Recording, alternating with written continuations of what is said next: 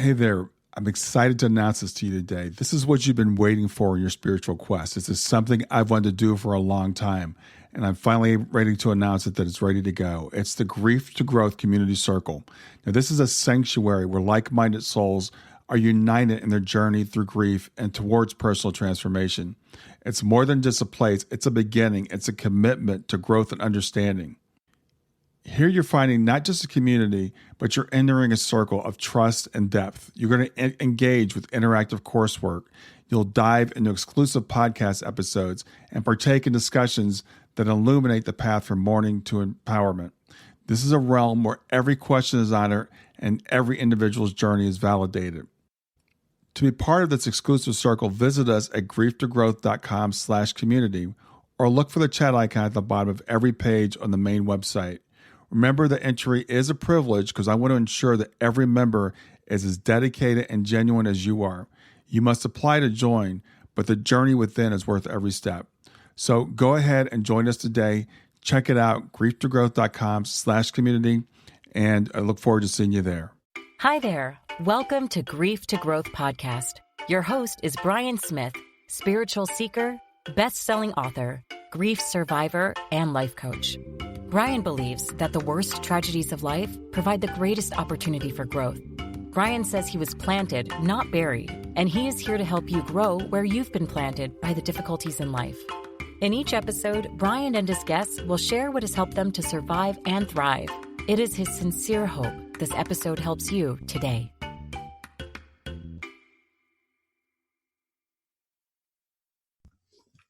Before the interview starts, I wanted to record this quick introduction. As I was interviewing Marcus, what came to mind is a saying, extraordinary claims require extraordinary evidence. And when you listen to the interview, you are going to hear some extraordinary claims made by Marcus. I wanted to record this just to vouch for Marcus, my personal experience with him. I've known him for a couple of years on Facebook. This is the first time we've sat down face-to-face via Zoom. But I have known him, and he's a very quiet person, very reserved, doesn't brag about the things that he's able to do, is actually very reluctant to share them. I chased Marcus down for a couple of months to do this interview because he really doesn't like seeking the publicity. He's only done one interview before. He doesn't charge for his services. Again, he's not out promoting himself, trying to make himself famous. As I said, I've known him for a while, and he's very reserved about talking about this. So I expect that skeptics will still be skeptics, and that's fine. I did want to record this to vouch for Marcus, though, and to say that my belief is that one day this will be commonplace. I believe that maybe one day everybody will know Marcus's name, and this video itself might be in an archive somewhere as one of the first interviews he did. So I hope you enjoy the interview, and I hope you get as much out of it as I did. Let's start recording. Hey, everybody. This is Brian Smith with Grief to Growth, and I'm back for another episode of the show. Today I've got with us Marcus Hoodie Lang. Do I call you Marcus or do I call you Hoodie? Look, Marcus is good. Hoodie's from the old days. It's just remained. Okay, cool. Well, I've got Marcus with me. I've known Marcus for, I guess, a couple of years now on Facebook. This is the first time we've actually talked face-to-face or over Zoom. Marcus is in Australia, Sydney, Australia, so working at the time is interesting because it's 5 o'clock in the evening for me here. It's 9 o'clock in the morning for him. It's winter for me here. It's summer for him, so it's kind of wild. But really appreciate you doing this, Marcus. Glad to finally sit down and get to meet you face-to-face. Oh, that's nice. I don't do these very often, so when it feels right, I do it. And yeah, I know you don't do it very often, and I've been kind of chasing you down to get you to do this. And a couple of weeks ago, I had a dream that we were doing a podcast together. And I was like, okay, I'm going to take this as a sign. I'm going to reach out to him again. So I appreciate you being responsive. And you had that dream at a time where I said, I'm not doing any more podcasts, any more interviews. And look now. Yeah, I know you don't like talking about yourself, but you're fascinating. Like I said, I've known you for a couple of years on Facebook. I feel like we have a brotherhood already. We both have a daughter in spirit. I knew you have at least one other daughter. Do you have any other children? I have one more son. Okay. And I've got my little Helena granddaughter, who's a little person, and everybody I know on the internet loves her. Yeah, I've seen her pictures. I actually thought that was your daughter. Okay, so I just found that's your granddaughter. Yeah, no, that's my granddaughter. And your daughter in spirit, what's her name? Rebecca. Okay.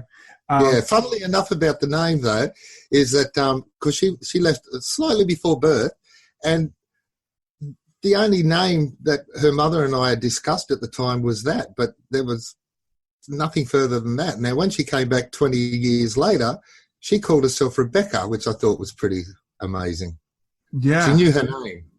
Yeah. Obviously, yeah. the name came from her. All right. So she did pass before birth. Yeah, not long before birth. So I didn't actually get to meet her because I didn't want to at the time. Back then I handled things by ignorance. Mm-hmm. So let's talk about Rebecca. Because I know if you're like I am, I love to talk about my daughter. So I know that you said she passed before birth, but you have an ongoing relationship with her now. Yeah, well, that's right. At the time when it all happened, I treated it the same way I treat everything else. I just sort of put it out of the mind, didn't get to meet her, so she didn't really exist, that type of thing. Mm-hmm. And it was 20 years later. I guess she had to wait till the right moment. She couldn't get through before because I was just completely closed. And after the accident I had, actually it was just before that, the haunting, which brought on a spontaneous onset of the mediumship I'd been trying to keep at bay all those years. Mm-hmm. She jumped at the chance, and she was the second person who ever came to us, or came to me anyway at that time. And she's started leaving because I was using a physical method of Scrabble tiles, whereas one spirit friend used them a lot. This was in the early days.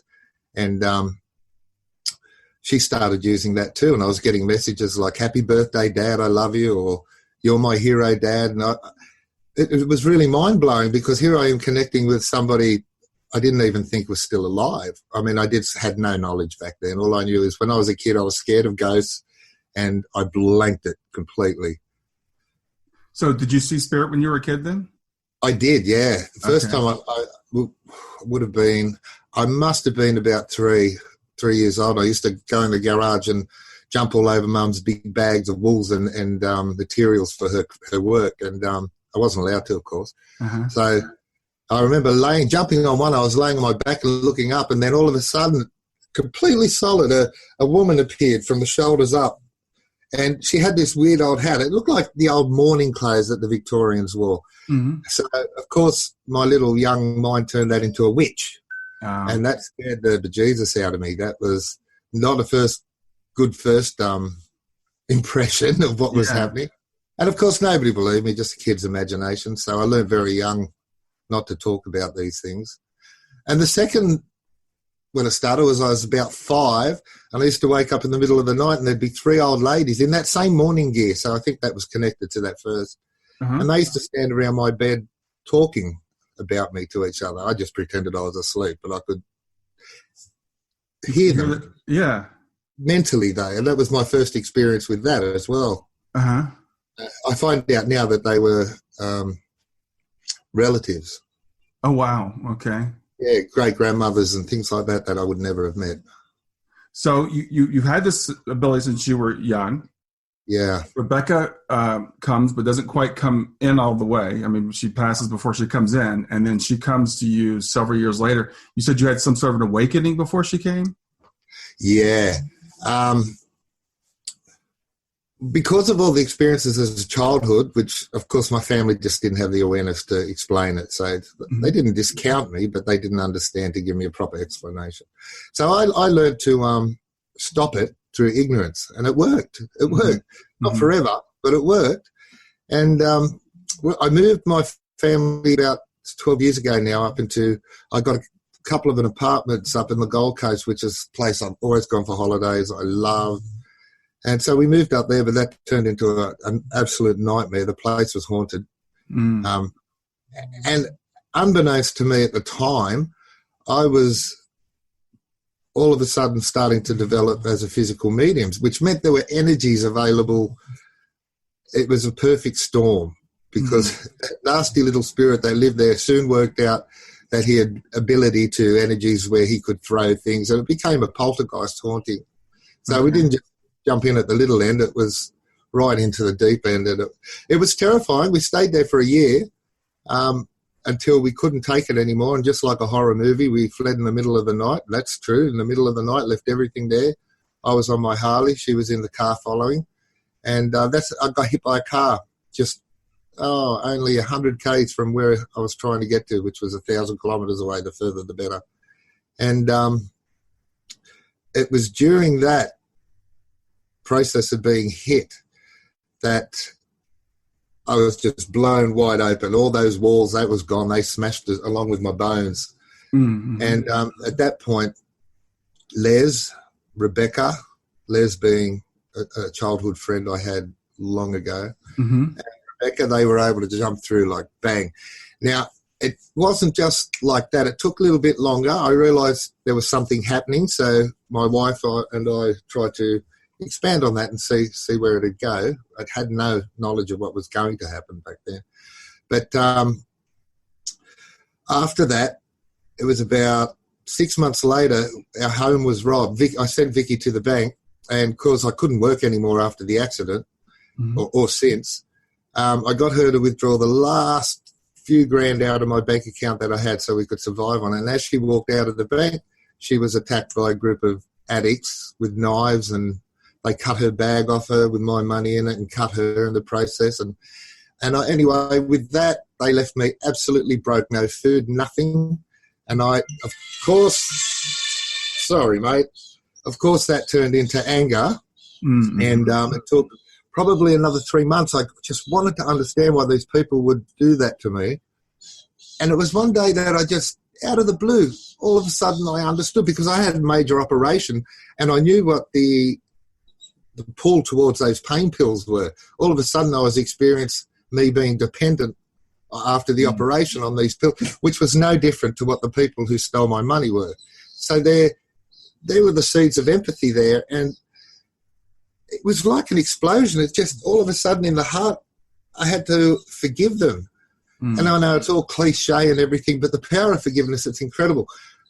When I said, all right, I forgive you people, I understand, I've walked in your shoes, blah, blah, blah, it was like weight off the shoulders. That was my awakening, that moment there, and I can pinpoint it right to that moment. I felt the frequency shift. I felt it. It was an incredible feeling that I haven't felt again since. Wow. Yeah. So that was the awakening. So with that shift, Rebecca and Les were able to walk through and start communicating. And Les has become your guide since then, right? He took on the role as my guide because I'm disabled. He's took on the role of my guide, so he makes sure I take a tablet at the right time, a heart tablet, which is only for blood pressure, really. But I forget, and he makes sure he'll put it on the table in front of me. We were best friends when I was a child, and he passed at 34 years old. It was the day before I turned 15. So he was like an older brother to me back then, and he was just brilliant to me. Took me out everywhere, and just like a real older brother who took me on, because my parents, they used to argue a lot. And when he died, he never stopped loving me, so he was always involved in my life, even though I didn't see it or realise it at the time. Right. And he took the chance to jump in, and he took on that role. And he's also the one that introduced me to the spirit team that I work with too. So he's played a major part in all this. Yeah, absolutely. I want to go back to a little bit when you talked about the Scrabble tiles, because I don't think people might not understand that. But from what I understand, you put Scrabble tiles in a box and put it in the dark, right? And then tell me from there. All right, we put them in the box, and of course you've got to actively look at it and make sure there's no words that have been made accidentally out of that. So you move them all around. When you're happy that there's completely a mix, there's no words at all, take a photo. So you've got some comparison. This, especially in the early days, not so much for me now like this. But and then I just cover them and I put them on the floor. Or if I'm not expecting an answer very quickly, I'll put them under the bed. But if we're using them for a bit of a chat, because most of the time they say I don't listen, and that's true because it gets tiring after a while, I'll put them on the floor, and then after a while I'll lift up the cover that I've got on them and I'll see them arranged into complete sentences. Yeah, I've seen pictures of it. It's complete sentences. Yeah. And they even use terms like LOL, and which, I mean, they went long before those sorts of terms existed. So it shows how they keep an eye on the language of the day, and they use that. Rebecca's her message is more about love and dad and daughter and, that sort of stuff that you'd write to each other if you could. Sure. The day on a telex when you couldn't write too much. Yeah. Just short messages.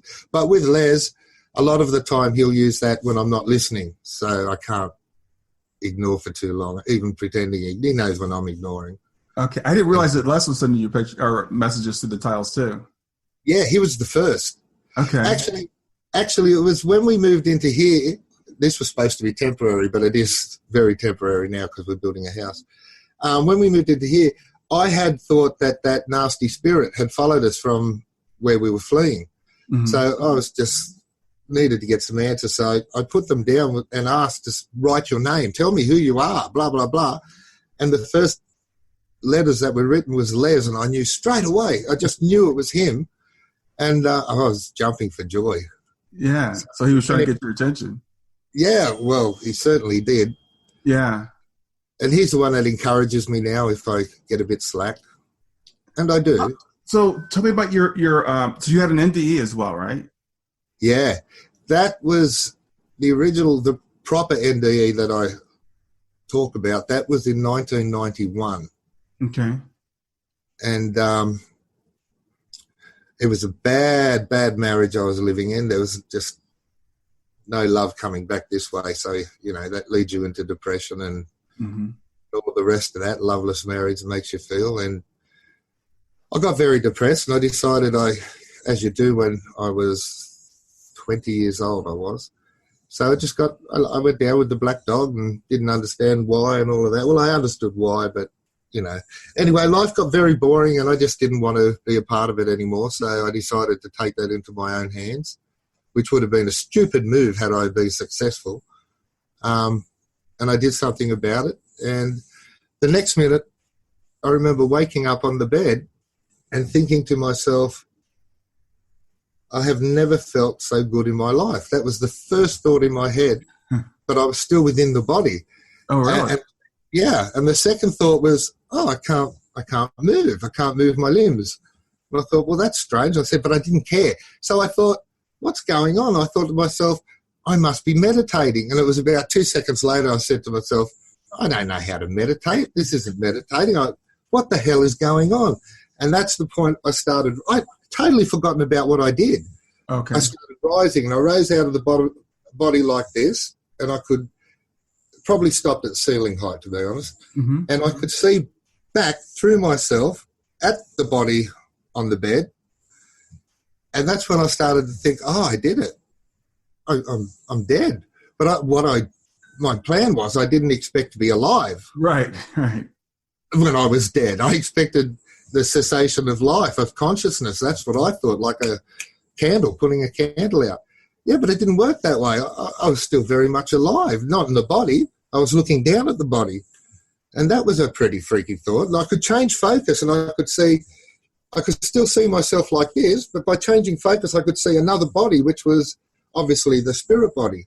Mm. And at that early time, I could just change focus. And then it was probably a few minutes there that I got to think and wonder, and then it was just like lightning. Bang! I was from here to another place. No tunnel, no light, none of the classic stuff that's usually often reported, but just from here to there.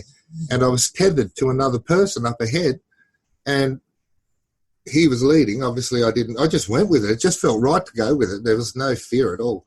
Mm-hmm. And he took me, and we were going through this beautiful forest. It's probably a place that I find a lot of tranquility in, so I think that's probably why it was a forest. And I'll stop that again. I'll turn that on silent. Sorry about that. It's all right. Yeah. And then flying through this beautiful forest. Oops. Gosh. Phone calls. So flying through there, and I didn't know where we were going, but we eventually got to a clearing with a lot of rocks there, and there were other people sitting there. Mm-hmm. And I was told to sit there.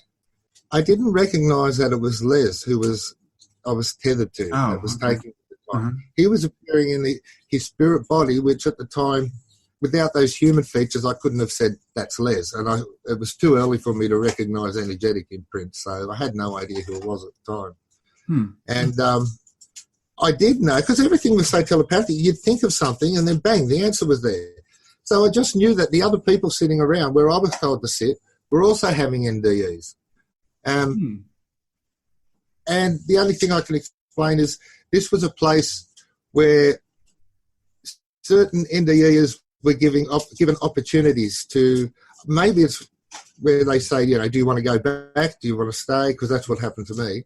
But with me, there was an opportunity to come back to do a specific role here, which would be beneficial to a lot of people, including myself. Mm-hmm. And others around me, I just sort of had this knowing that they had similar opportunities being offered towards them. So maybe these people were giving roles just like I was. And after that was a while. I made the agreement. I said, yeah, okay. I was offered a specific role to be developed into something I'd never heard of, which was physical mediumship. So I agreed to that, not knowing what I was doing, just knowing that it was supposed to help a lot of people. And at the time, that's a funny thing too, because I was usually a selfish person. I would have been the first person I thought of, and my comfortability. But it was the thought that whatever I was going to do was going to help a lot of people. It just seemed much more important than what I wanted, which is a strange sensation for somebody like me. Yeah. It was the first when I noticed, hey, I'm thinking differently. So I took that role. And as soon as I said yes, it was like within seconds, everything went in reverse. We were flying back through the forest, except it was all in reverse and at super high speed. And bang, back into the body and awake, but not feeling so good at that point because, the body wasn't too well when this happened. Yeah. But obviously it was still capable of sustaining life. Right. And I'm grateful for that. I mean, if the body can't sustain life, if you've done too much damage, you're not coming back. Right. Then you can't come back. Right. Exactly. The body's, unfortunately, what predicts whether we stay here or not during an NDE, whether we can return. A body in a car accident that's been broken to pieces, you can't have an NDE and then go back to that. There's nothing to go back to. Yeah, a lot of people will ask about NDEs and why some people come back and some people don't. And one of the factors is you have to have a receptacle. Exactly. It's got to be able to sustain life. Right. In some capacity. Right. So you have this NDE, you agree to become a physical medium. You don't even know what a physical medium is. Nope. What do you do from there? That's where it gets even weirder. The first person I told was my wife, who was the whole reason I wanted to get out of there in the first place, get out of Dodge City. And believe it or not, she was the only one out of all my friends or anybody that I told that believed me, which was very strange. But nothing happened. Like, there was definitely a strange change in myself because all of a sudden I was so much more spiritual. I'd never been a spiritual person. There was just like that connection that you have there, you bring back with you and you still feel that same way. So there was that.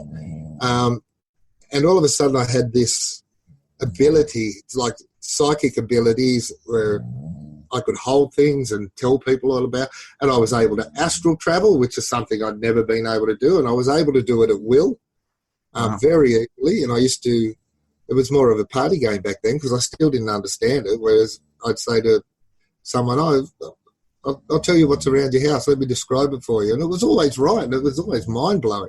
So they brought back some little things like that, but it was in reality, all that lasted about 6 months.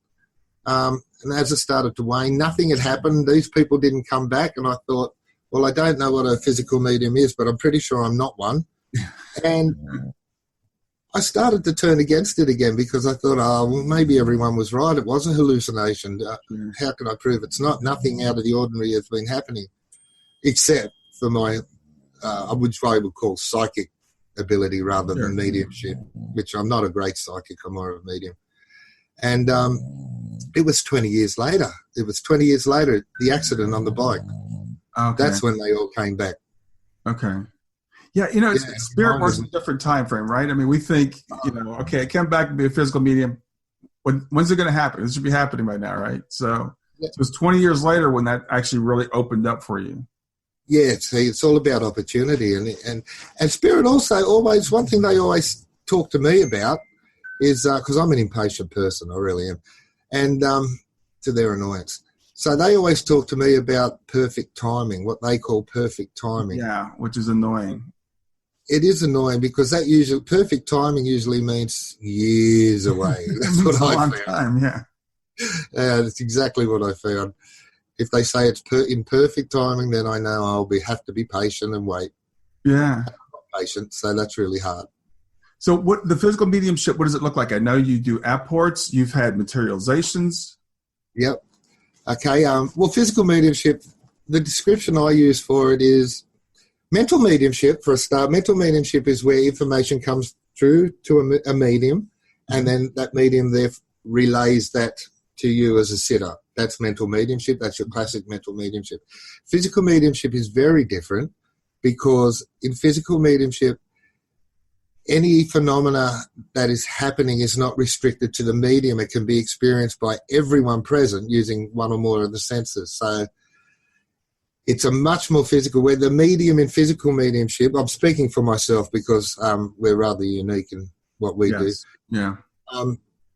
The medium in my case, I just have this relationship with this spirit personalities who create the team, and they're all sorts of people with all different skills in life that bring their own thing to the seance. Now, in that physical mediumship, which means the people I know and have become friends with within the spirit team, they can come and interact with other people, whether that's in a seance room situation, which we do, but we don't restrict it to that. We're more of an experimental group, so we're not just happy to sit there and do it the way it was. We want to see how much more we can do. Yeah. So now we've learned there's a whole lot of phenomena that we can take into daylight that isn't restricted by ectoplasm or all the other things that need darkness and that. We found that apports, for a start, they can be done anywhere at any time if the team are willing. Mm-hmm. They always get the last word. That's not always when I want it. I stood there once going, well, now? And then I stood there many times going, please don't do this now. Please don't do this now. And so things like that, that's very good. I want to just kind of emphasize a point you talked about, because a lot of people ask about physical mediumship. Most of it's done in the dark.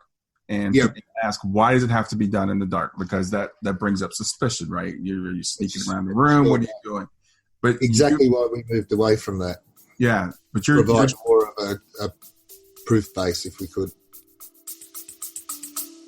Stay with us. We'll be right back. Hey there, something I want to tell you about today.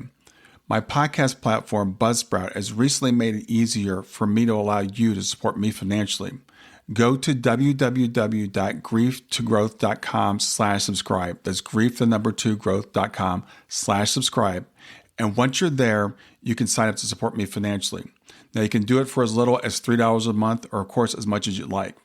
If you do that, you'll get access to bonus episodes, and you'll see those in the regular feed. They'll have a lock on them. But when you become a subscriber, you'll actually get access to your own private feed, and you'll be able to listen to the regular podcast along with the bonus podcast for the subscribers. I want to thank you for listening. I want to thank you for sharing the podcast. And I want to thank those of you who support me financially. Have a great day, and on to the episode. Yes, you've done apports in the light. You've done materializations in the light, I believe, too, right? Yep. Had one perfect materialization in daylight, which is, that's top of the pile for a physical medium. Now, that's only one. We haven't been able to do another one since to that quality. Mm-hmm. So a lot of development to go there. But, that's what a start. No, yeah. That means it can happen. Right. Once it happens once, it can happen again. Exactly. So it's just finding the right combination. We have physics, they have physics. Right. And everything needs to be perfect for something like that. That sort of materialization is usually done in the dark, mm-hmm. in the seance, because everything that needs to come together is a lot less. So the variables are a lot less.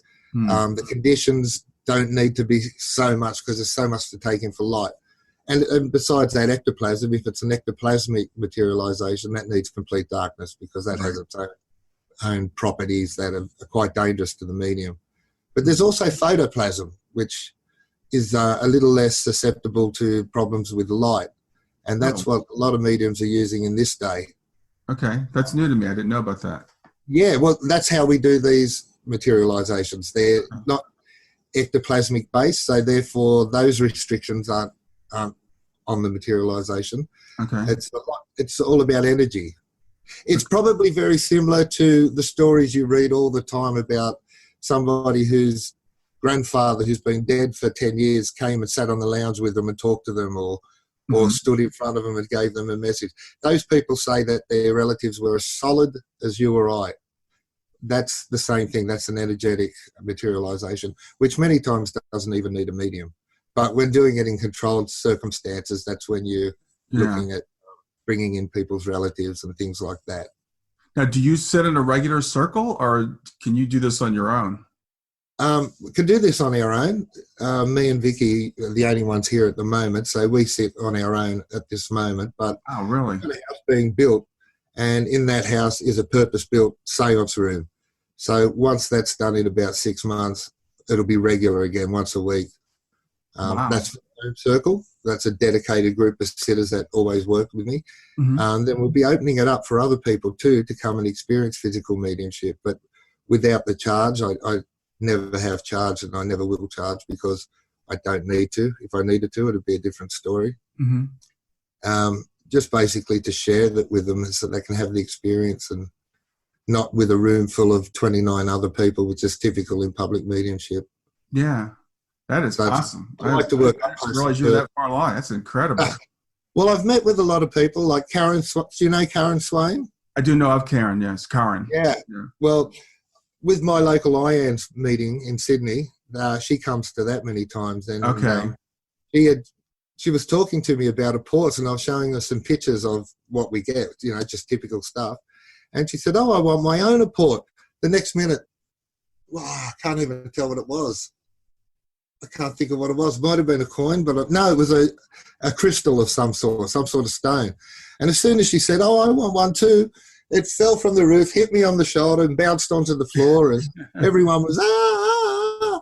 So things like that, they can be done pretty much anywhere, because the spirit team, we're always connected, unlike some mediums who just seem to be connected in seance and then go about living their lives. We're always connected, so at any time it's just a thought away, and I can say, "Les, where are you?" And like Genie. So you're not going into trance or sitting in a cabinet or... In the beginning, all the time, did that, all the time. And that's a great way to develop it. That's your traditional way. But me being far from traditional, I always like to push the boundaries. And at this point, I'm able to stay awake and aware during these things. My biggest gripe, because I'm not one of those mediums who just sit there and never complain. They respect my opinion, so if I've got something to say, they'll listen. I used to always complain that all the sitters get the good stuff. They get to feel the invisible hands touching them, and they get to talk to the voices and things like that. But I don't. I'm asleep. And by the time I'm awake, it's all over. I've missed it. And that used to drive me nuts. I wanted to play too. Yeah. So we worked on that. And just like there are some phenomena that can come out of the dark room, as we've done, there is a lot of stuff that I can stay awake and aware with rather than have to traditionally go out in trance like one would expect. Wow. The only time I need to go out into an altered state now is if they want to speak through my organism, which is another thing I complain about and hate, because I try to make things as evidential as they possibly can. Right. And whenever a voice comes out of another human being, medium or not, it's not as evidential as a voice that's coming out of the air right next to you as a sitter listening to it. Yeah. So that's where we try to get it going. And we do. We get periods of that, but that's very difficult to sustain. Okay. Yeah. Wow. That's, I've talked, and not talked to, but I've seen some other physical mediums, their work. I haven't been doing a seance myself. And I know some of these things. I knew that there's some things happening in light, and I know a lot of times it seems to have to go in trance. It's got to be in dark. So you've kind of gone, you've gone to the next level, and that's fantastic because, like you said, the skeptics are always going to have objections, right? So if there's a voice coming out of you, and he's just changing his voice. He's just you can see how that could get shut down. Yeah. So yeah, you're doing some amazing things. So even beyond the physical mediumship, and one of the things you were telling me about, you've got some sort of electronic communication going on with the spirit world now. Yeah, we have. I know you started off with texting, right? Yeah. Well, I've always been a tech head. My whole working life, I was an engineer and communications engineer. So that's my interest. The team of spirit people that work with me, well, they're all engineers and technicians, and it's like we're perfect together. So we all have basically the same sort of mindset in the beginning. Okay. I started getting, I should have had one to show you. I started getting text messages about 2 years ago. Mm-hmm. We were using one phone, and this was with Les, and he would use that phone, set up a text message, put in the same phone number so it would always come back to the same machine. And he'd write the text message and send it, and then I'd get it like a normal message, and I'd read it, and it'd be whatever he wants to say. He calls me Bud. That's my nickname with the spirit team. So whenever anything ends in Bud, I know who it's from. Yeah. And as time progressed, I got another iPhone because we're using the Apple. That just seems to work. And so now they use a first iPhone as the transmitter and a second one as the receiver, and that works a lot better. But that's text messaging, but that's text messaging from here within our realm. Mm-hmm. It's not like they're sitting on their side with a... Stay with us. We'll be right back. Hi there. I'm really excited to tell you about my latest ebook. It's 4 lessons that you can learn from the near-death experience without going through all the trouble of dying to learn them. I've been studying NDEs for several years now. I am completely convinced that not only are they 100% real, but that there's some very universal wisdom that we can get from the near-death experience. And I've distilled that down in this book into 4 short lessons. And I've also given you all the reasons why I believe that NDEs are absolutely real. So go to www.grieftogrowth.com/NDE lessons to pick it up for free. www.growth.com/NDE lessons. I hope you enjoy it. So this, you're talking about 2 physical iPhones in this realm that are texting from one to the other. Yeah, exactly. They're able to do that, which is really good. And then from that, they started to use the notepad feature where they could type in and just leave a page of whatever they wanted there. And then with the texting, they started, and this is lovely because I get to see all the nuance, all the personality within this.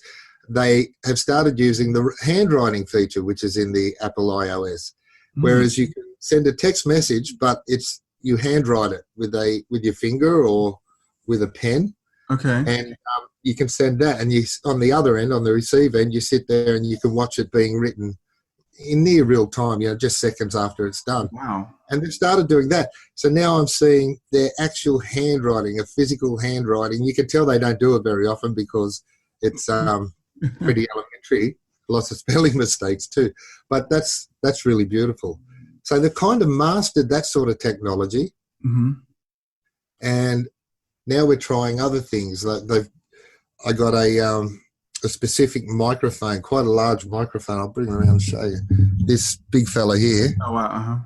And they had their technicians come in and rewired it basically, and to what they think is going to work to allow them to bring in their voices straight to the microphone as we speak here. The idea is they would be also able to speak as a third party. Now, it hasn't worked as well as we wanted. The only one we're getting so far who's able to use it is Troy, who's our team technician. Okay. The idea was for loved ones to be able to use it, so I could reunite you yourself. The idea would be you to be able to speak. So you've gotten voice communications from Troy through that microphone? Yeah. Wow. Yeah. But nobody else works. When anyone else tries it, it's just blank. There's something to do with the energy. So they're still working out that problem. And I do have all faith in them that they will do it. Yeah. It's working with one spirit personality. He has to work with others. They just got to find out the difference. He's educated. Maybe that's the difference. But whatever it is, I'm sure it's teachable. And it will happen. But it's taking a little longer than I anticipated. Well, remember that perfect timing thing, right? Because you just told me about this. It was just a few weeks ago that we first spoke about this. So it hasn't been that long, right? No, it hasn't been that long at all. I've only had it for about 4 weeks since they returned it. Yeah. Oh, you wouldn't believe it if I told you that they arranged all the shipping, where to send it. You shipped it? I'm not joking. Yeah, they shipped it. They shipped it to a technician that they thought could do the work on Earth. And I got it back from there. And it's like, you would be amazed if you could understand how these things can be done. You know, what's interesting to me, Marcus, is, okay, so are you familiar with the work of Sonia Rinaldi? Yeah. Okay. Very much so. Sonia Rinaldi's doing her thing with EVPs, and now she's got the light thing where she's able to do images, and she thinks she's going to be able to do video. I'm on the Soul Phone project with Gary Schwartz, and he's working something that's super sophisticated, super sensitive, highly specialized equipment. But what I've noticed is, like with Sonia, she's the only one that can do what she does. I mean, no one else can take her equipment and do it. And you seem to be required for what you do. You're being a physical medium. And Gary is trying to work on something that won't require that. So, but all these things are kind of running in parallel. And these engineering teams on the other side seem to be reaching out to different people. They've really come forward. It's time. Yeah. It's the perfect time. And I think now, I don't know where this will go, but I'm assuming at some point the mobile phone would be used because everybody carries one. Yeah. And there's a lot of technology in those devices. I'm pretty sure that in the future, somehow that'll be incorporated into the work that these technicians from that side are doing. And that brings up another interesting point, because we think about the spirit world as being it's all etheric, and there's no physical, there's no technology, right? They don't need engineers. Yeah, people have many ideas about that. Yeah. So it sounds like what we're hearing is whatever it is, wherever they are, they do have technology that they need to develop to kind of work with our technology. And it's a development effort. They want the same thing as we do. Communication. Yeah. They're just as interested as we are. They're just as fascinated as we are. And they also are quite aware of the healing that will happen as a result of this, which is probably where they're really coming from. Yeah, I think that's what it's really about. It's my theory is, I think for a long time, humanity realized that we are eternal beings, we're spirit beings, whatever. It was accepted. The last couple 100 years, we've said, nah, we're just an accident of nature. Like you said, when we're done, we're done. And it's causing real problems in our world. I mean, it is. And so we need to have that connection. I think that's part of it. And I heard Sonia Rinaldi speaking. She said, well, we're just getting to the point where our technology, it's still primitive compared to what they have, I guess. So we're just getting to the point where they can use our technology. That's exactly right. Gosh, I couldn't imagine what one of their technician rooms would look like. Oh, the equipment they must have. But I'm sure that's just most of it not compatible with what we have, which has got to be considered primitive compared to their side. So they have to work with what we have. And we're at this level of technology and at this day and age, which is a massive step ahead than what we were. If ever it was going to be done, now is the time where I think we have the equipment and the circuits and the semiconductors, all the things they need. Yeah, it's really interesting to me because my background's engineering too, and so and I've sold technology for a long, long time. So back when I was selling, mainframes and selling hard drives that were as big as a refrigerator that were 2.5 gig, and now I just bought an 8 terabyte hard drive yesterday for $120. So technology is just in the last 30, 40 years has just gone crazy. So, maybe in the next 5 or 10 years, we'll get to the point where we can actually have some reliable communication. I think so. That's a good time frame. I really do. So, I really appreciate you giving me this update and this insight into what you're working on. Because like I said, I'm kind of tracking I'm tracking Sonia and working with Gary on the soul phone. And it's really encouraging to know that the other side's, working on the technology, working with different people. And, maybe we won't need super specialized equipment. But as I said, right now, it seems like you're unique in that they're working somehow through you. Yeah, in this case, there's one of the conditions is the physical medium. Yeah. And that's where it can fall apart a little bit because not everyone's a physical medium. Yeah, we need devices. It'd be great to, if we get to the point where, we could expose this to the general public where they could see and the work you're doing is so exciting and so promising. Well, my point is because it needs a physical medium, it's okay because I'll be there in the equation, whether we do it over here or if it's a one-on-one. Because I'll be doing a lot more stuff when I have this home built. Right now, I'm pretty restricted. We're living in basically a tiny little granny flat until we get to move out, and you just can't do anything like that here. Mm-hmm. It's too cluttered. You can't get that right feeling of when you feel you can meditate, you get to that point where, it's perfect. You can't get that in this room. It's just too small. Yeah. Well, you're getting... We did some good table tipping in here the other week. Did you really? Wow. Yeah. We actually had it rise up into the air like that. So just you and Vicky? Yeah, just me and Vicky. Wow. Okay. Yeah. That's really it's really amazing. And like you said earlier, again, back to the perfect timing thing. I've only known you for a couple of years, and I've seen things like first it was the Scrabble tiles, then you're like, oh, we're texting, and then you were telling me about you were doing something with the Apple Watch. They would like. The Apple Watch. I've got to tell you about that. This is probably the most promising at the moment. This microphone was supposed to take over from this, but anyway, until that does, the Apple Watch. If you have two Apple Watches, they come with a feature called walkie-talkie, which means I can just press a button, not have to initiate any kind of call. Press a button on here, and the other watch, which we'll call Vicky's watch, will open up with a speaker and sound you can speak through. It's just like a walkie-talkie. Mm-hmm. Well, Troy from the Spirit team is able to use that really well. Mm-hmm. He clicks from her end, opens it up on mine, and because it's a watch, it's not great for this, so I've got to hold it up to here to make anything out. But it's good, and we get a few minutes out of that, probably 2-3 minutes before it dies. Now, have you ever been able to record any of this? Yes. Okay. Yes, I have. I've got 2 sessions of that recorded, and it's nothing exciting. It's just him talking to me about how things are going to be done and how they should be done, what's working, what isn't. Nothing really exciting for most people, but the point is we're investigating all the ways that we can have voice from that side come through onto existing equipment. Right. Well, it's exciting to me. I don't care if he just said hello. It's a start. It's a great start.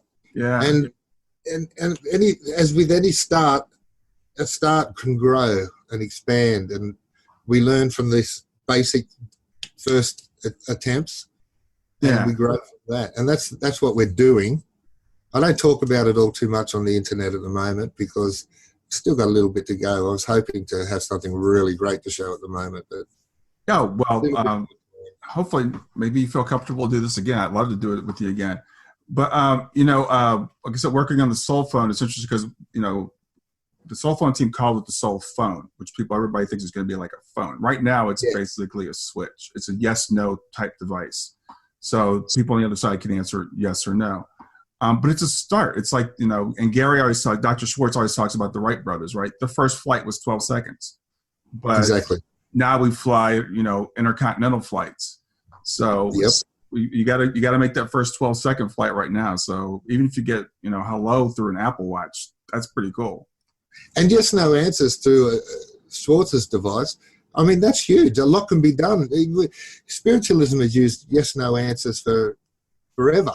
Yeah. And you can go a long way with yes, no answers. Even table tipping is yes, no answers. Tip to the left for yes, tip to the right for no. Yeah. So that's still, yes, no has a big place. It's probably the best way to communicate at the moment.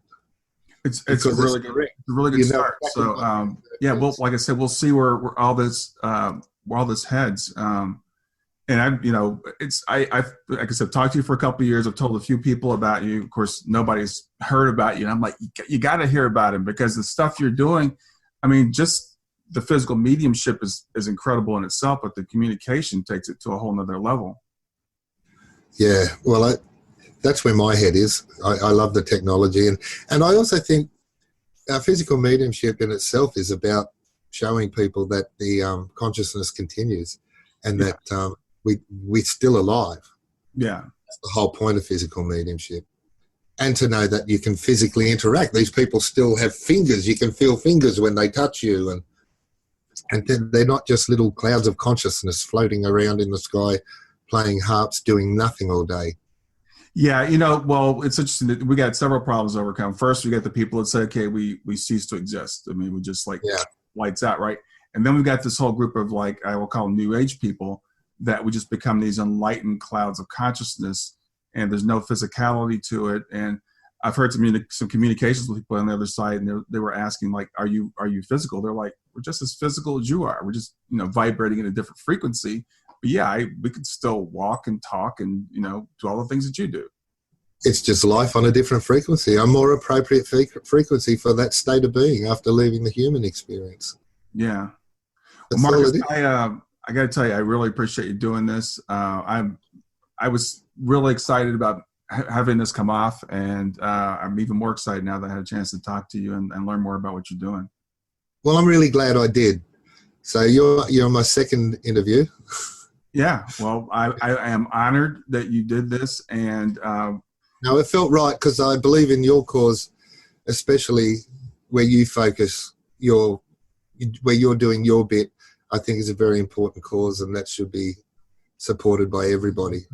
Well, I appreciate that. My goal is just to get the word out to as many people as I possibly can about the kind of work that you're doing, and I talk to other mental mediums and people that have near-death experiences. I want to share those experiences, because, just hearing someone that's gone through that says, hey, I died and I looked at my body.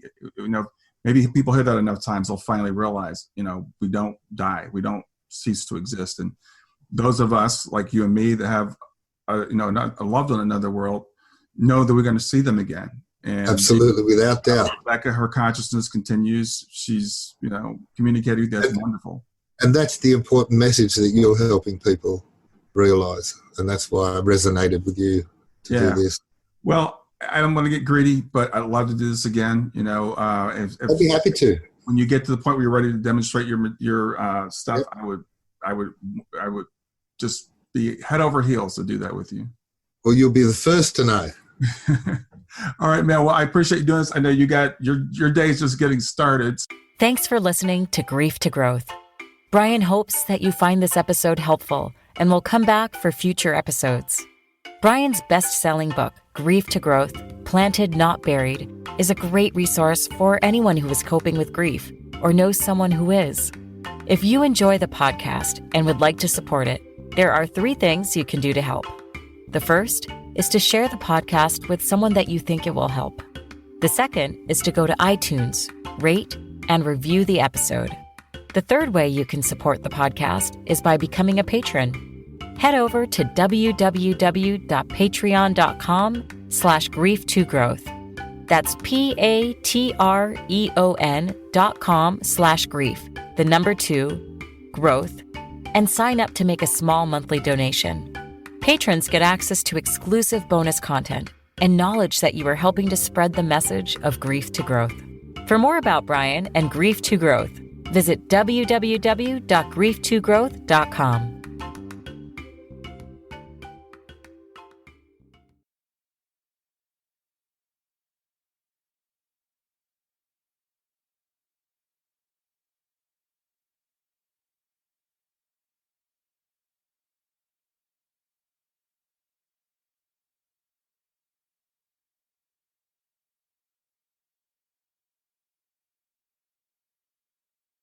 So I'm going to let you go and start your day, but we'll be in touch.